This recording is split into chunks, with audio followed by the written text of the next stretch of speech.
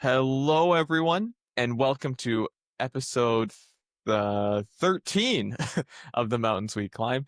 In each of these episodes, we'll be diving into the mind of someone who has overcome significant challenge and adversity in their life so that we, as the listeners, can see what is really possible and what it really takes. I'm your host, Jordan Kilpatrick-Smith, and today we're going to be exploring the journey of Mark Buggy and his journey of healing from PTSD from his time in Afghanistan. Just before we start, I'd like to remind everyone that you can post your comments and questions live throughout all of the episodes in the comment section right below these videos on Facebook and on YouTube. Mark, thanks so much for being here with me. Thank you very much for having me, Jordan. I appreciate it. So, where does your story start? I'm going to start in 2009. That's the year of the tour. I think, I'm going to bounce around a bit because along with PTSD, I've also had addiction problems, right? I started drinking when I was 15, and that lasted for 23 years until I was almost 38. So that really affected the PTSD. Mm. So I'll go back to Afghanistan. 2009, it was my first and only tour. You prepare for these things, and the preparation was good here, but some things that happen over there you just can't possibly prepare for. There's obviously the obvious danger of war, but you kind of get used to a lot of being attacked and all these type of things that you see in the movies. The things that affected me most was mostly seeing innocent people harmed, and that's what I had kids at home, and seeing children that were suffering. That was really, really difficult for me. I worked in a job where I would listen to intercepts and gather information and try to build intelligence to capture people. And I got to travel all around many different parts of Afghanistan and drive an armored vehicle and really get to see the place and talk to the people. So I really like the people there. They're great. They wanted us there. They just wanted a happy, healthy life. They wanted to work. They didn't want war. I was very happy that I could be a part of helping them there for that. So, you said this was 2009. Did I catch that Yeah. right? Okay, so 2009, you're in Afghanistan. Going back one step, what made you want to join the military? What got you I there? yeah, I always kind of wanted to help people. I think, when I was younger, I was bullied a lot, and just over the years, just it's always been in my nature, and it took as an adult I came back to that. I just joined when I saw kind of the state of things happening in the world, and I wanted to go and help. I saw the people there suffering, and I wanted to join. Yeah. And so the people in Afghanistan who were suffering. Now, this is a genuine question. I Yeah. don't mean for this to come off as anything other than a genuine question. What was the purpose of the Canadians in there? So you show up as the Canadian Armed Forces. What was Yeah. your job in Afghanistan? Well, it was, typically people think Canadians in peacekeeping mission, right? But it was an actual war. And it was just because the country was being so overrun by, Taliban, Al Qaeda, and other foreign fighters that, people were being terrorized and harmed constantly, So it was just it needed the world's help. And that's why we stepped in for sure. Okay, I understand. So you're there, you're helping fight off these terrorist groups, and your job is to collect the intel. Yeah. Okay. Yeah. So anyway, like the tour, okay, that you see a lot of things, like there's many dangers throughout the day, but I think there was four specific instances there that really, really that I had to deal with in my therapy for PTSD. But I'll talk about the one that affected me the most because that was the one I needed to get a handle on to be able to get everything else too. So I worked in this little town called Belende, and it's a FOB. It's called the Forward Operating Base. And so what would happen is the military would go push forward and try to drive the Taliban out of whatever stronghold they were using, right? And a lot of times it was just someone's compound they'd taken over. So we would push them out, and then we would become our temporary, sometimes permanent base. And we would have locals that come and work on the camps with us as well, because there was just a way to make money. There's a lot of poverty there, and it was good to build relations with the community and stuff like that. So these people would come in, like it was very dangerous for them to work for us because if the Taliban saw them, they would be seriously dealt with. And so they would get up at like 4 in the morning, when it was dark, come in so they couldn't be detected, work all day, and wait for dark again to go home. So in this particular place, like and all of them, I always enjoyed talking to the kids there because maybe as young as 10 and some teenagers working because I have my own kids back home. But this one boy in Belende who we chatted all the time. We didn't understand each other. You know, he spoke Pashto and I spoke English, but we always managed to do some kind of funny body language with each other to try to get us to understand each other. And we laughed a lot. So it was a nice part of the day over there in that type of situation, right? So one day, he's following me around, and I need to go to work. Again, we don't understand each other. He seems a little more persistent this day. I'm having trouble saying goodbye to him, and I look around and I see this container of things that we have there to give to the locals. So, and inside it is a soccer ball. I grab the soccer ball and give it to him. This kid's, I say probably around 12 years old.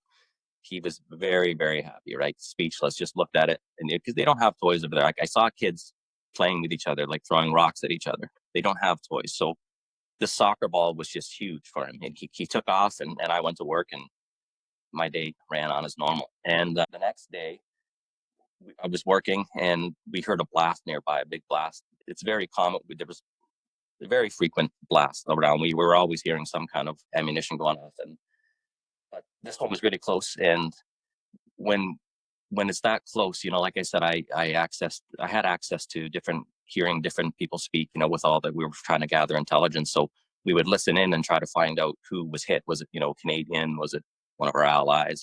And the news came in shortly after that it was a couple locals, two kids.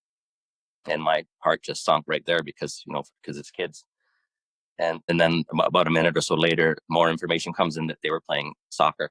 I knew instantly that it was the boy that I'd given the ball to. And the first thought in my head then was if I didn't give him the ball, he would still be alive, right? And logically, I knew that this is, I didn't put the landmine there. There's hundreds of thousands of landmines there. They were playing soccer ball and they stepped on a landmine. And so I didn't put the landmine there, but the Russian war was there. There was hundreds of thousands left over from that, and Taliban were planting bombs. But for some reason, I started to blame myself, saying that he would be alive if I didn't give him the ball. Life goes on in a war. Like I thought about him all the time. I was very sad, but it was really fast paced there, and you have to keep moving in order to stay safe, right? So I finished my tour, and I go home. And when I got home, I had about 2 months off because it was right near Christmas. I got home in November and I had 3 weeks of post deployment leave and then my Christmas holidays on top of that. So I just had this time off and I started drinking very, very heavy. At first, it was kind of a celebratory thing to be home, but I didn't realize until looking back that, I was really trying to get those thoughts out of my head. When were you able to drink in Afghanistan? There was one Saturday a month, depending where you were, you could get 2 beers if you were in one of the bigger bases, right? So I was out a lot, so I only got to partake in that once. And was that challenging for you since you said you had been drinking since you were 15? Like that's probably one of the only places where it wasn't as difficult to be without alcohol because it was just my mind was so occupied with what I was doing in that moment, but like any downtime, all I thought about in my downtime was seeing my family and drinking when I got home. So, Yeah. but in the job itself, I was able to let that go and just focus on the job. And so when you came, how long were you in Afghanistan for? About 8 months. Okay, so 8 months there. When you came home, what was it like for you to come back into Canada, which is an incredibly safe and peaceful country? Like those are very different places to be, right? Yeah. So what was that like for you? It was rough. Like it's a huge transition because you go on from being high alert there to like a safe place, like you said, and a sound can trigger you, a smell can trigger you, and this started happening shortly after I was home. Like Remembrance Day, I went to a parade and there was a cannon shooting off, and that took me right back. Or my neighbor across the street, his bike tire popped. It sounded like gunfire. The smell of a sewer could bring me, there was many things that would bring me right back. And that's when I started getting flashbacks and everything too, right? So like this life started getting really rough. Like I was drinking too much. My marriage broke down because of my behaviors and drinking, and then it just the drinking got out of control, and I was thinking more and more about this boy, right? And I came to a point one day at work, um, and where I just broke down in my troop room. And my bosses were great; they were very supportive. They knew I needed some help, so I went down to the hospital and talked to the addictions counselor there, and they had an idea that I probably had a drinking problem, but I wasn't being honest with them before, so they couldn't help me. But now I came in and said, I need to do whatever you tell me to do. I'm going to do it, you know? And And when you have a drinking problem, how do you identify that? Because what I'm hearing is that there was a period of time where you didn't recognize that yeah. that there was a drinking problem. Well, no, I don't know. Like I think I've actually known from the very first drink I've ever had that I had a drinking problem. Really? It went back. I still remember it clearly. The very first night I took a drink, I felt incredible guilt right away because I had promised my mother that I would never drink. And then after that first drink when I was 15, I felt guilt. And then I just drank as fast as I could to try to get rid of it. So I've always known all along that there was something there. Right. And, yeah. So I went to treatment, which was great. It was about 8 weeks in Vancouver Island. And I was able to work on that and become healthy, learn how to. I went in there not even knowing what my feelings were. I remember, like, I walked in and during one of the first meetings, they said, "How do you feel?" And I said, "Bad." And they said, "Bad's not a feeling," you know. And so I learned all about shame and guilt and all of these things that I was feeling and that were kind of destroying my life. And it made a huge difference, you know. I came home and life was going great for about 7, 8 months, Sorry, Mark. and then How long were you in that rehab for? almost 8 weeks. Okay. And so it was like you were out there for 8 weeks, day in and day out. You're Yeah, in this rehab facility. yeah, yeah. Are you okay if we dive into that a little bit? Oh, of course, yeah, absolutely, yeah. Okay. Hmm. So what was it like for you to finally admit that, okay, I have a problem and I need help to fix this? It's very humbling, but I've learned how great a strength humility is, you know. But Mhm. because up until, and we talked about it in recovery, it's very common for addicts that you try everything your own way your whole life, and it's not going well. You end up in a treatment center, and you realize, whoa, my way doesn't work. I need to listen to other people. And I realized that a lot of the things I thought and things that I did were, a lot of my own behaviors that were causing the problem, and I couldn't blame others anymore. Yeah, huge. Taking responsibility Yeah, right, for exactly, what happens in our lives, right? right. What was the root cause of the drinking? Like, what was the purpose? What was the drinking trying to solve for you? I think the root cause for most people is some sort of trauma. I think it's difficulties that haven't things that haven't been processed properly, things that haven't been dealt with, things that are underlying and need to be dealt with. I had a lot of self pity and shame and guilt in my life, and these in anger, and these things were constantly bugging me. And one other thing I learned too is when you start drinking heavy, you kind of stop maturing emotionally too, right? So anytime I was mad or sad or happy, I would drink, and I wouldn't deal with what was going on. So I Right. think that's what, in my later life, that is what really made it a serious problem, because when you become an adult, you can't just avoid everything. You have to deal with it and face it. Yeah, absolutely. And so there were these, correct me if this is not the way that you would word it, but there was any sort of emotional volatility, right? Emotions would go somewhere, some direction. Yeah. And then it was like, well, Yeah, I'm not dealing with this right now, so here's some alcohol. Is that right? absolutely. And as Okay. and as many and as many and as fast as I could to try to forget. And then so in rehab, it was one of the things that they focused on was understanding the emotions and the feelings. And just, it's a huge part of the human experience.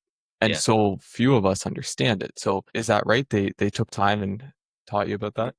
Yeah, it's you're absolutely right. And it's life skills that we need. It's just that I hadn't learned those, and so I was just kind of spiraling downwards because I just kept avoiding everything. And then once I learned how to be self-aware and find out what was going on, I could step back and say, hey, how do I change this? Or is and work on it instead of running from it. So what I'm hearing is the first step was self-awareness. Yeah, exactly. Yeah, acknowledging that there's something going on, and I mean, yeah, self-awareness would be first, because I have to be aware of it before I can acknowledge it, right? Mhm. Hmm. Cool. Yeah, yeah. And what became, and I imagine this is where the story is going next, but what became possible for you when that started to happen? There's a lot of hope. It's something that I hadn't felt in a long time. But there's also a lot of fear too, because I know about the journey I'm about to undertake. I know it's not going to be an overnight fix. Like they often said things like, "You drank 23 years. It's not going to take. You're not going to fix it overnight. You need to. It's going to take years to feel. You're going to have glimpses of feeling better and glimpses of peace and serenity. But your life is not always going to be perfect. You just kind of learn how to manage what you have and who you are." Yeah, So absolutely. it's hopeful, but at the same time intimidating. And just before we continue on with the story, you had mentioned that there were a few things from Afghanistan that really Yeah. stuck with you, right? Yeah. Are you okay sharing the other ones as well? Oh yeah, for sure. Yep. There was one of the very first road move on our way out. We had a big convoy, and we had helicopter escorts, and the helicopters would fly back and forth to look for anything suspicious on the roads. So they found something in an underpass. It looked like fuel containers, which was usually commonly used to make bombs. So we stopped.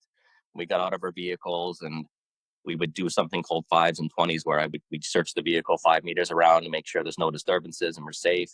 And once that was cleared, we go 20 meters around, just to keep everything safe and make sure we're not in the middle of a trap somewhere. And when I went into my 20s, I ventured off the road, and my crew commander just said he just came on, and like I could hear the convoy in one ear and crew commander in the other.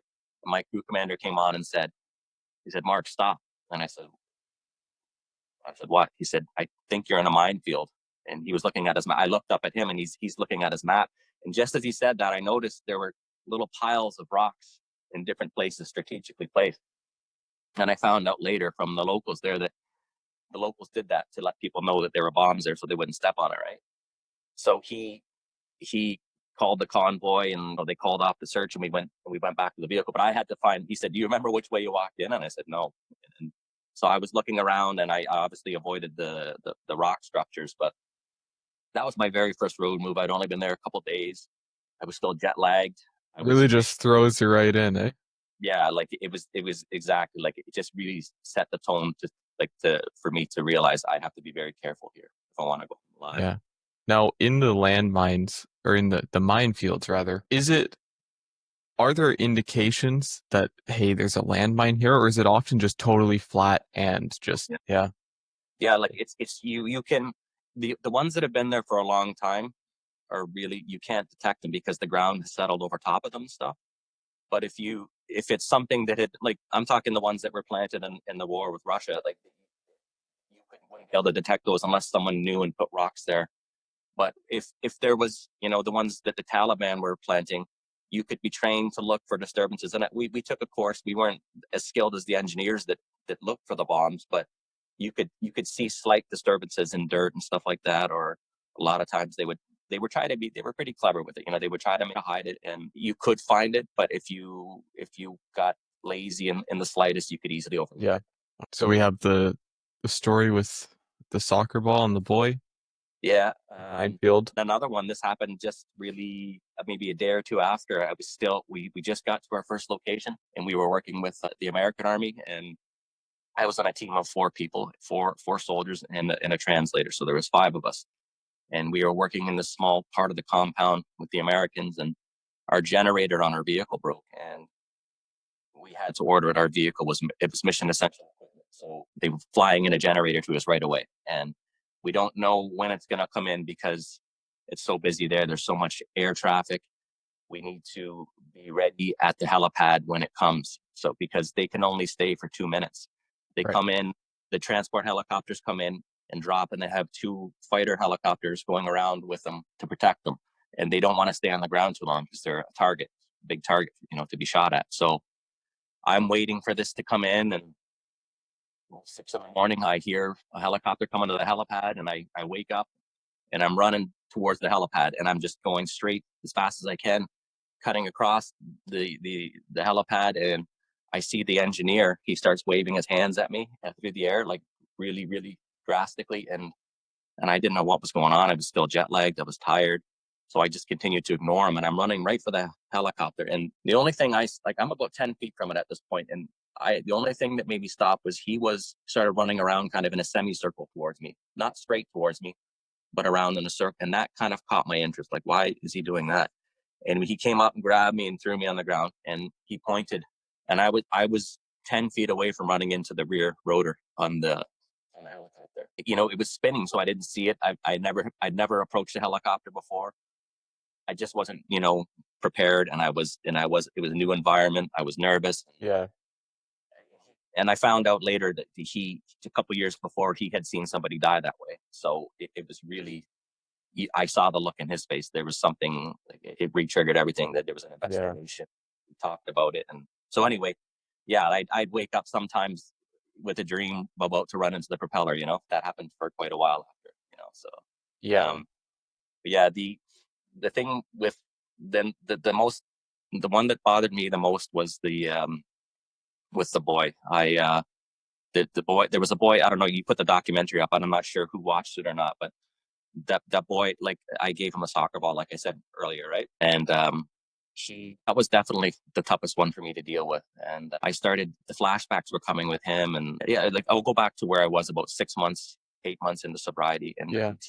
PTSD got bad again. And then I started becoming really concerned with my own kids' safety here. This is one of the things with PTSD, because I was worried about them, and my anxiety was over the top, and my boys were young, and I was afraid they were going to get hurt somehow. It started off with me thinking I was afraid to bring them places because I was afraid to leave them. So in my car, I'd have to look in my rearview mirror to make sure they were there. And then that wasn't enough, and I had to turn around and see them, and then physically touch them. And I remember even my son, who was probably 5 or 6 at the time, looking at me kind of funny, like, what's going on? And it got worse at the house too. If I heard any noise, I had a baseball bat beside my bed. I was checking windows and doors all night. And if I heard a noise, I'd go outside. I thought someone was there. I have to go and check on the boys to see if they were okay. And all while I'm doing this, I'm thinking of the boy in Afghanistan, and I'm scared of something happening to my own children. I'd go up into the room, and I would have to visualize they were there. And once again, that wasn't enough. So I'd have to go over, and I'd watch their chest rising with their breath, and then that wasn't enough. I had to actually physically touch them and feel with my hand the chest going up and down. And one night when I was doing that, I had this vision this thought came into my head of just, I was watching their ribs rise up and down. And I had this vision of smashing their ribs with my hand, and it horrified me. And I jumped. And when you're ill, when you're mentally ill, mentally injured, your mind is your worst enemy. It started saying to me, like, what are you doing? What's wrong with you? You're crazy. Why would you do something like that? And I didn't. I just thought. I became terrified to even be around them. And they were young, and they were affectionate, and they tried to hug me, and I couldn't be near them because I couldn't stop thinking about those thoughts that I had. And it was making me really, really uncomfortable. So it got really bad one day, and I called their mother and asked her to come take them, because I was just having a really rough time. And she did. She came, and she offered to help. She said, "Are you okay?" But I didn't want to tell anybody what was going on in my mind, because I thought I was crazy, and I thought I would lose the boys, right? So she took the boys and left, and I went out to my deck. It's on the second level of the house, and I was just couldn't get these thoughts out of my head. I was really, really struggling. And I started thinking things like, oh, the boys would be better off without me. And I'm no good for them, for me. And if I dove off this deck, I could break my neck and die. These were the thoughts going through my head. And at one point, like, I didn't even realize it was happening. I was starting to climb the deck. And I had one foot up, and I was in the process of standing up to jump. And I had this really, really important moment of clarity where I realized where I was, and I saw in my head my boys crying, and that at that second, I knew I needed to go for help. And I think the only reason I'm here today is because I saw my boys in my head, and recovery taught me to ask for help when I was struggling. Mm-hmm. If it wasn't for those things, I'm positive I wouldn't be here today. Yeah, It's incredible that you had that vision, that clarity right at the moment you really needed it, right? absolutely. And And I yeah, credit that to the recovery treatment, helping me and and this. I consider it a gift, really. I'm very fortunate that I had it. yeah. So PTSD, am I understanding it right that it's huge amounts of anxiety, paranoia, just like a constant state of heightened fear, Yeah, and then constant flashbacks, and the mind is just always racing because you're always in highest alert. yeah, absolutely. And then there are moments of unbelievable depression too, but it's for me, it was more on the anxiety side and high alert side. Yes, absolutely. And then so anytime something happens, because we're in such a heightened fear state, you Yeah, can't properly just manage what's going on, right? So where someone, when your mind's in a really solid spot, if you have a thought that's, you know, kind of out there, like you're driving down the road and you're like, well, if I just, you know, move slightly to the side, I would hit these people. I think yeah, at some point everyone's had a thought similar to that. yeah. But in your case, it was like that was like the straw that broke the camel's back, so to speak, right? That's right. That's right. You go to catastrophizing 100% right away. And it's funny you mentioned that example. Like when I had my official diagnosis, the psychologist was telling me, I never told anybody about that story about the boy's ribs until I saw the psychologist, and I thought I was prepared for, you're a bad person. You're not responsible for your kids. And she told me that I was injured and these were thoughts and my thoughts don't determine me. And she gave me the example of a mother with postpartum who, you've heard about, I don't know if you have, I had heard it. She said, have you ever heard about how a mother with postpartum might think of putting their child into the washing machine or something like that? And that she said, you don't do it, but like, because you're sick, you start thinking you're a horrible person. But if you were healthy, that thought would be like, you'd think about it and move on and go on with your life. But the mind works against you when you're injured and ill, for sure. Right. Okay. So where did you go from there? I did, once I was still in that very humbling place where I would do whatever they told me to do. And I had a psychologist that I did cognitive behavioral therapy with. I saw a psychiatrist and we worked on a lot of mindfulness and with medication. I was doing AA. I was doing spiritual retreats, yoga retreats, many, many different things, divorce courses, everything anything that would have been beneficial for me. So the cognitive behavioral therapy was a life changer for me because Mhm. how we've been talking about these thoughts, how some just catastrophize and go. What CBT does is it teaches you how to catch yourself in that moment and rethink it, reframe it. So because I start off with 100% whatever guilt or anxiety, and I can it started off with a piece of paper and I would write down these things. And within 5 or 7 minutes, I could bring my percentage down from 100 to maybe 30. So instead of being in this catastrophe place, I'd be still, anxious or whatever, but I'd be able to manage it because some of the anxiety was gone. Yeah, And yeah. So it's really, that psychologist said that this is something that they should teach in high school. I absolutely agree because you can use it in every part of your life for sure. absolutely. I just want to put a quick note in here for everyone listening.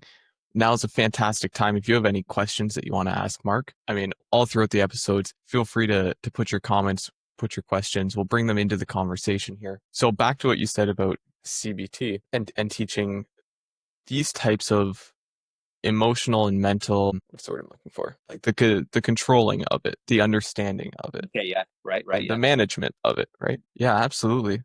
Do you feel like things would have gone differently for you if you had been taught this from a young age? Absolutely. I'm not that old. I'm 46, but even back when I was a teenager, there was much more stigma about counseling and all these type of things, right? So I was embarrassed even the first time I went for counseling, and Mm. because of what I had been taught. I mean, not taught, but what I witnessed, and just all the stereotypes. But yeah, I think my life would have been different had I learned how to manage myself and my thoughts better, for sure.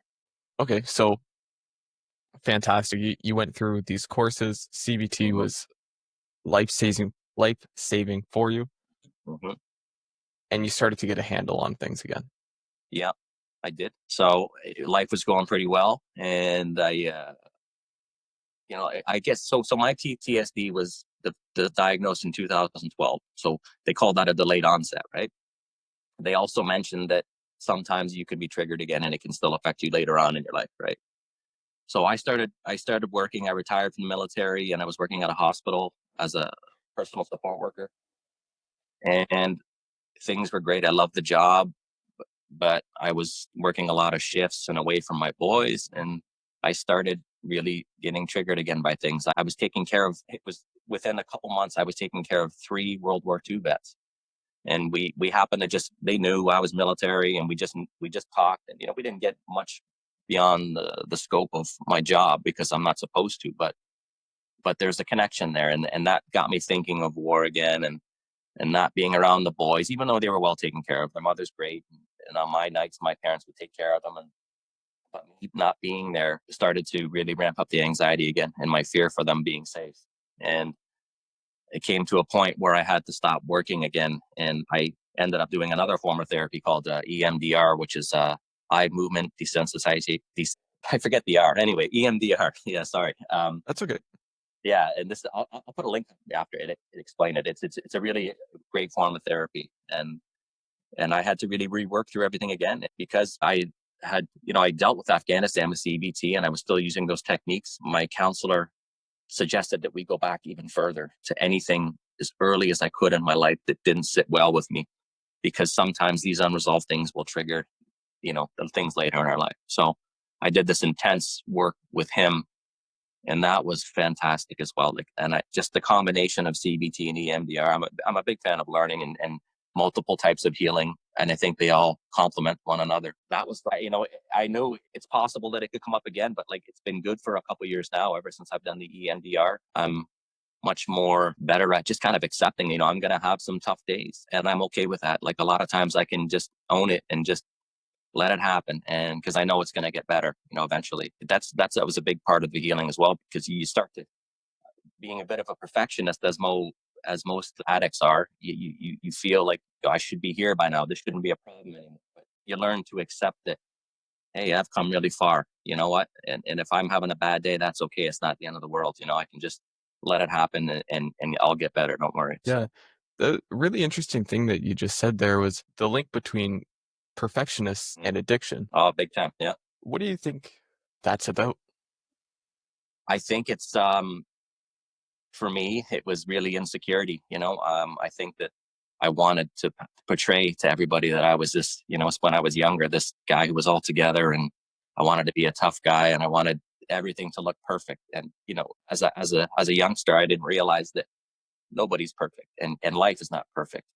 So when you're really insecure and you think everybody's watching you, you're doing your best to make it look like you're perfect, so no one can laugh at you. Yeah. This was the case for me anyway. And so I just, I learned, thankfully, that there's no such thing. And when I was able to let go of perfectionism, and like that's an AA saying, is progress, not perfection. And when I was able to focus on the progress, I was able to really be a lot kinder to myself, and continue to heal, for sure. I love that. That's such an important message for, Yeah. regardless of where people are in their suffering, because depending how uh, philosophical you want to get, the human experience is just different forms of suffering. Yeah. Um, but perfectionism is a really common one that I think isn't often really talked about. Hmm. Absolutely. I had no idea until I was in recovery that I was a perfectionist. 38 years old, and I was offended when they called me a perfectionist. I had no idea. And then when I looked at myself, I'm like, oh my gosh, I am, and I'm very arrogant, and I'm very insecure, and it was just eye opening to see that I was living this life. I didn't even know who I was. Yeah. Yeah. What was that like for you to see this whole side of yourself that was there, but you just weren't I privy to? I love humility. That's the biggest thing.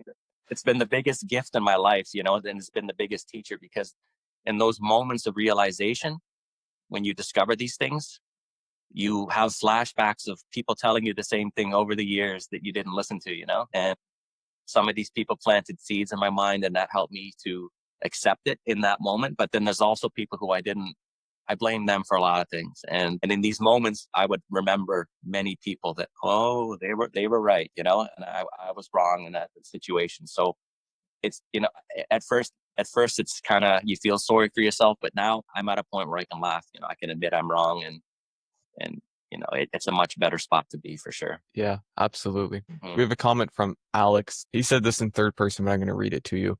Yeah, yeah. Says, Mark, you're an inspiration. You've been sharing your story for some time now, and I greatly appreciate your willingness to do so. And, Thank you. Mhm. just myself, I'm going to tag on to that. It's such an honor for us to be here and you to share this with us, because I think PTSD is still largely misunderstood by the public. Like, I'm a healthcare professional, I do a lot of mental health work. And PTSD is one of those things that there's just a lot of unknown for me. So, Yeah. really, really thank you for this. I'm really happy to do it. And I one thing that I learned in all this recovery process and is how much PTSD there is that's undiagnosed, and that you would see this in your profession, right? Like Mhm. in AA, I could not believe the amount of women that I met that had been sexually assaulted, and these suffering people would think they don't have PTSD because they're not in the military. Oh, Right. how could it be PTSD? I've never been to war. I'm like, your trauma is worse than what I experienced. If I can't imagine going through what someone went through experiencing that. So a lot of people live with it, just thinking that they have to deal with it on their own. But there's a lot of great resources out there that can help us, or community groups, or people you trust. As long as you talk to somebody, it's so helpful. So what advice would you give to someone who's struggling with their form of suffering? I'm a big fan of asking for help. Just it's important to find someone you can trust. I know I talk openly and tell my story to everybody, but that's not for everybody, and I understand that. So I would recommend professionals, some kind of counselor, your doctor, and to set you in the right direction. But if you have close friends and family that you can talk to as well, you can build a whole bunch of resources. I found it difficult in the beginning. If I had an appointment for 1 hour in a day, let's say with a psychologist, that was great. But then what about the other 23 hours when I'm by myself? Mhm. I needed to find, a community. I needed to find people that are healthy that I could be around, because my mind worked against me, and I could change paths very quickly. So I would recommend, please ask for help wherever you think it's best. And I think a doctor would be able to put someone in the best direction for that, or a counselor. Yeah. Yeah. Is there anything in your story that we haven't covered? Did we finish? Did you did we get up to the point where you are now? Well, yeah, I think so. I mean, yeah, I could talk all day about this, but but I think we've covered a lot of it. I think we've done well. Today I'm almost 9 years sober. Next month I'll be 9 years sober. Congratulations. That's Yeah, amazing. yeah, it's a big milestone, for sure. So I don't, it took about 4 years, maybe 5 years, where I still kind of wanted to drink sometimes, but now I'm at the point where, instead of, when I'm stressed, instead of thinking I want to drink, to deal with it like I used to, I think, thank God I don't drink now, because I would just make everything worse. And that's just a relief to be tipped. That's huge progress for me, where I can have that thought and realize, well, I don't even want to drink, to deal with this. So, Yeah. and it still makes me quite happy. So but I'm doing all right. I'm retired. I do a lot of things to keep myself busy, and like I said, it's okay. It's never going to be perfect. I'm never going to be healed. I'm never fixed. You learn how to manage all these difficulties that we have in our lives. And my life, my difficulties, I've been so fortunate to have so many good people help me. And that's why I talk so openly. I want to pass on what's been given to me. I like to think that, there is no, like, quote, fixed, or Yeah. we're all just works in progress. What do Yeah. you think That's about that?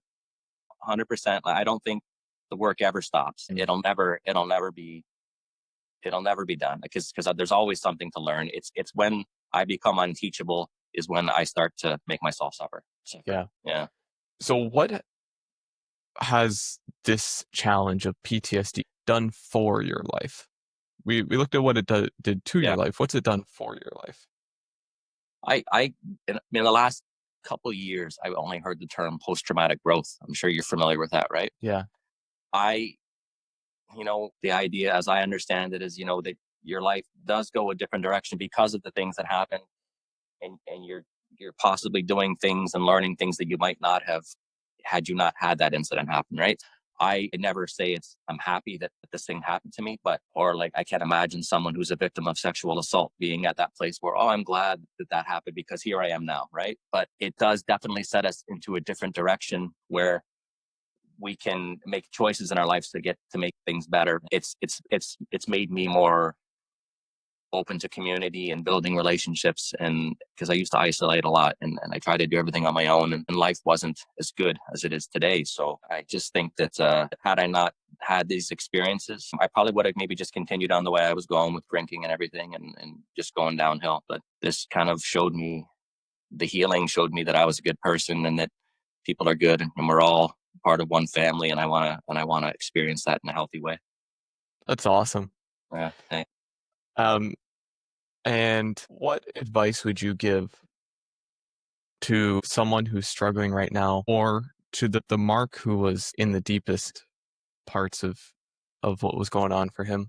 I would I would just, listening is important, being able to listen to someone that's struggling and kind of gently guiding them to something. Because I find at that time when I was struggling too, there was like a lot of arrogance and everything, like a lot of defensiveness.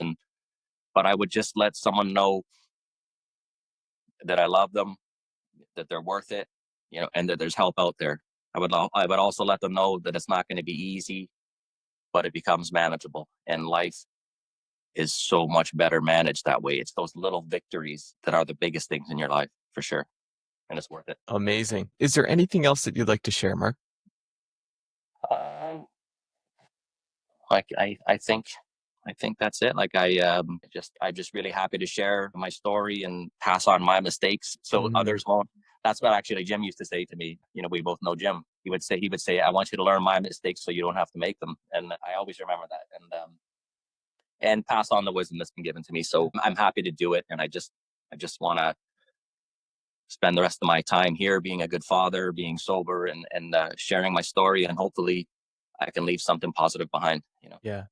For anyone listening, Jim was episode 1 of the Hmm. mountains we climbed. So if you want to hear about Jim's story, you can also go and check that out.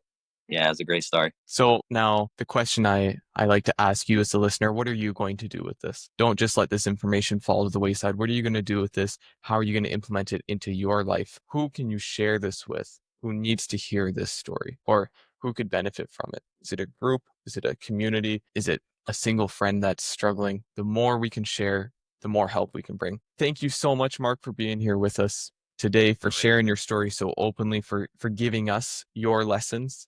Hmm. I really appreciate it, and I know everyone listening does as well. Well, thank you so much for having me. I appreciate you inviting me. As always, I will be here next week with another episode with another incredible story. And until then, have an awesome week.